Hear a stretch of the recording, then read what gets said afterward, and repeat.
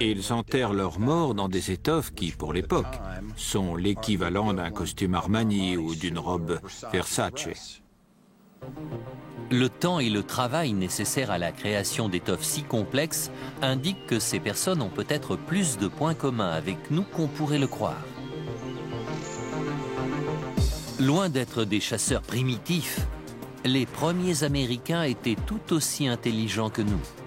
Ils n'avaient pas les outils dont nous disposons aujourd'hui, mais ils étaient très habiles.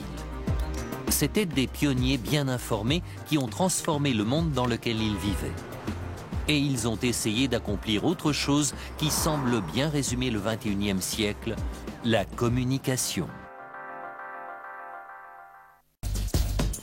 La plupart des écoliers apprennent que les premiers Américains étaient des chasseurs en provenance de Sibérie. Mais des chercheurs audacieux ont décidé de remettre cette histoire en question. Ils croient que le mode de vie des premiers habitants du continent est plus complexe que ce stéréotype réducteur. Le professeur James Adovasio a recours aux techniques d'expertise médico-légale moderne pour mieux comprendre la sophistication technologique des anciens Américains. Cette pierre n'a pas l'air particulièrement intéressante à l'œil nu, mais Adovasio se sert d'un appareil high-tech pour l'étudier en détail. Ce qu'il voit est stupéfiant.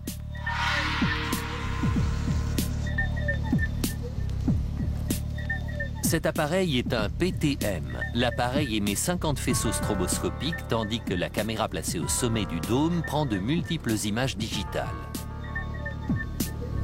Les reliefs de la pierre, qui étaient difficiles à discerner, sont maintenant visibles à l'œil nu.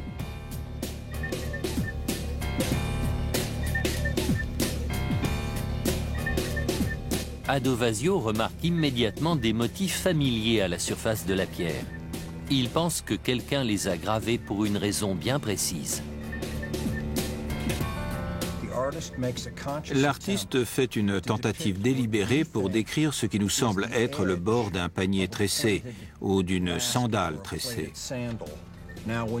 Quand on prend un des spécimens trouvés sur le site, on voit que même l'angle auquel ces lanières se croisent est reproduit sur cette pierre. La ressemblance entre la sandale tressée et les motifs gravés sur la pierre est frappante. Adovasio pense que cette pierre pourrait être un manuel d'utilisation vieux de 13 000 ans. Les premiers Américains ont consigné leur technique de tissage afin de partager leur savoir-faire. Si la raison, c'est bien une forme de communication préhistorique.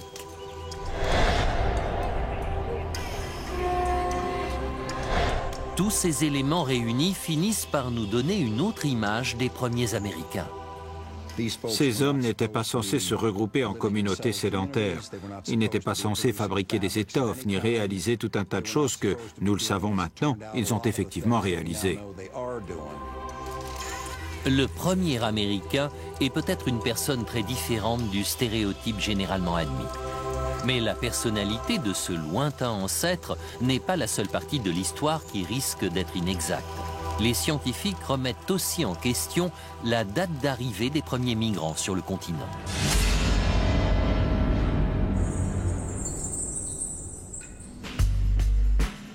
Le docteur Sylvia Gonzalez est une géoarchéologue qui travaille à l'université John Moores de Liverpool en Angleterre. Elle a une raison personnelle de vouloir mieux connaître les premiers Américains. Je suis mexicaine et je veux savoir d'où je viens. À 1 heure de route au sud de Mexico se trouve le bassin de Valsequillo.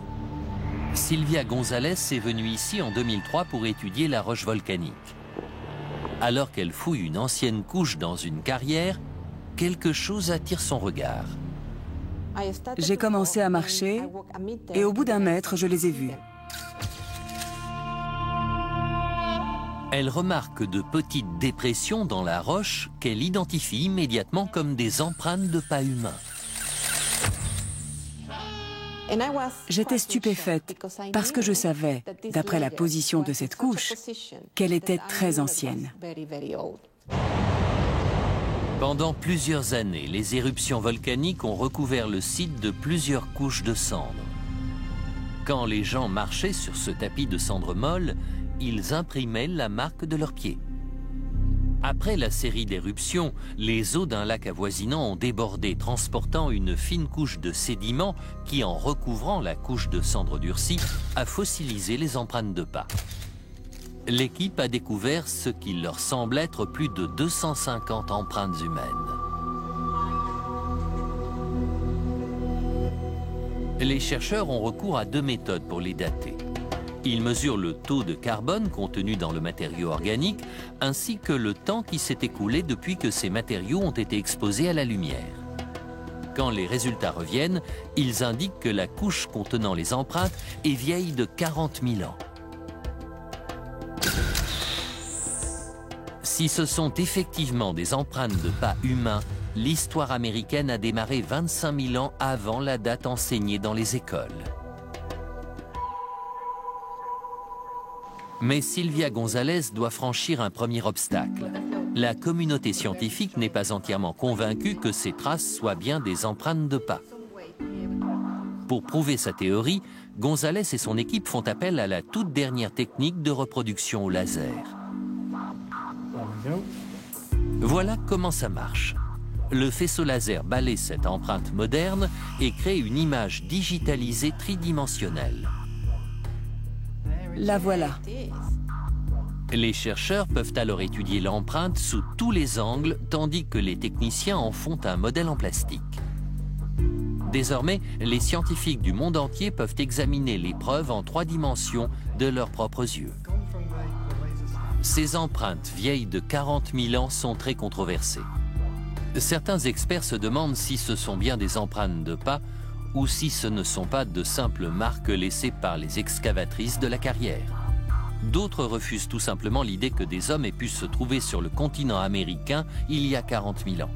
Pourtant, Silvia González n'est pas la seule à effectuer ce type de recherche. À 56 km au sud-ouest de Pittsburgh, en Pennsylvanie, se trouve le site de Meadowcroft Rock Shelter.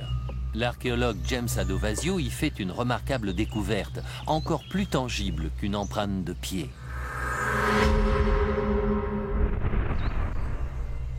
Les gens viennent ici depuis des milliers d'années pour chasser, pêcher et cueillir des baies et des noix.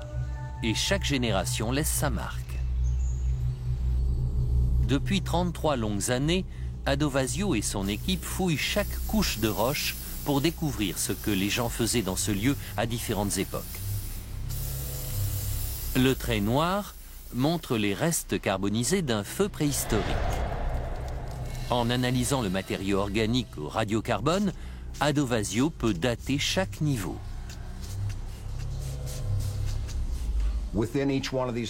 Dans chacune de ces couches, on trouve des subdivisions qui sont comme les pages d'un chapitre, et chacune représente un moment précis dans le temps.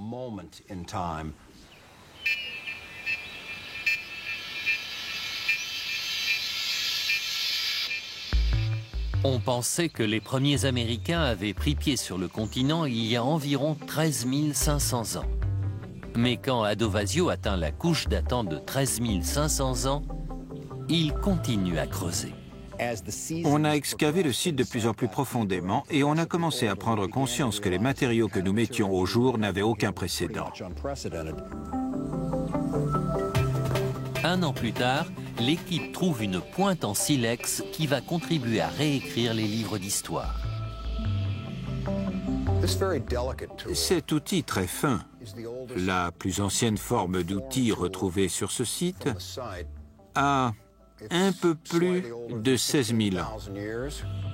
Cette découverte laisse entendre que des êtres humains auraient vécu sur le continent nord-américain il y a 16 000 ans. Là où il y a des outils, il y a des hommes. Les preuves de la présence d'hommes préhistoriques apparaissent maintenant sur les deux continents. À Cactus Hill, en Virginie, les premiers signes d'occupation humaine remontent à 17 000 ans. Ces dates sont sujettes à controverse, mais un grand nombre d'archéologues reconnaissent aujourd'hui que le peuplement de l'Amérique remonte à plus de 13 500 ans.